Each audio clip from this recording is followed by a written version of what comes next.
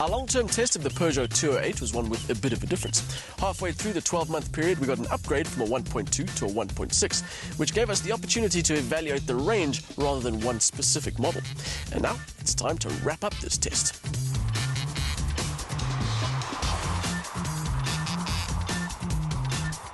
Going back 12 months, our first 208 was the 1.2 Active, featuring a 60 kilowatt motor and an interior that was almost as well spec'd as the 1.6 that was to come later in the year.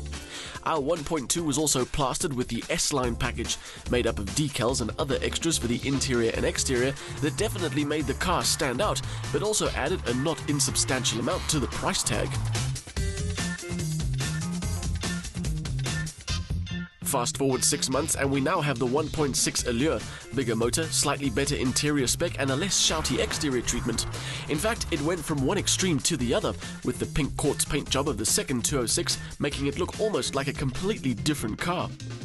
The 208 styling is definitely in keeping with the French brand's reputation for designs that aren't exactly mainstream but manage to be attractive nonetheless. There was always a sense that the 208 was a little way above its competition, thanks to an exterior look that gave it an extra dimension of class over the others. LED elements front and rear, 16-inch alloys, and an overall look that's compact and stylish make the 208 one of the better looking choices in this corner of the market.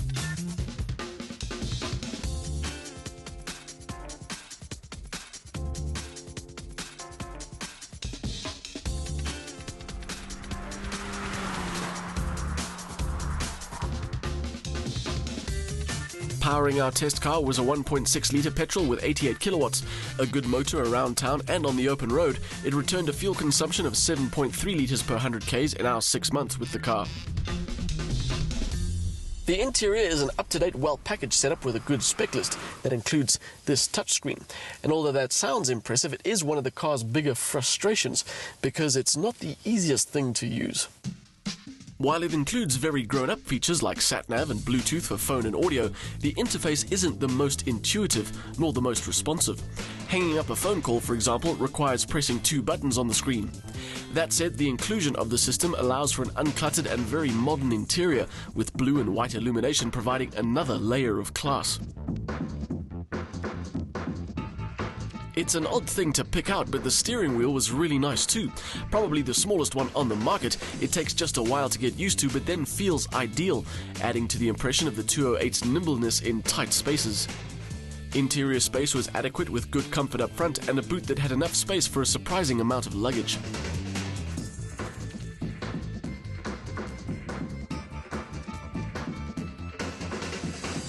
The 208 1.6 Allure was an easy car to live with, despite its touchscreen quirks. With decent power and good maneuverability, it fits city traffic perfectly, while a solid and well-spec'd interior provides a comfortable drive. 2 models, 12 months and 20,000 kilometers gave us a good chance to get an overview of the Peugeot 208, and while we came away with a strong favourable impression of it, the touchscreen interface certainly isn't its strongest point. But it is a reliable and economical city runabout, with a measure of style and enjoyment that you don't normally get at this end of the market.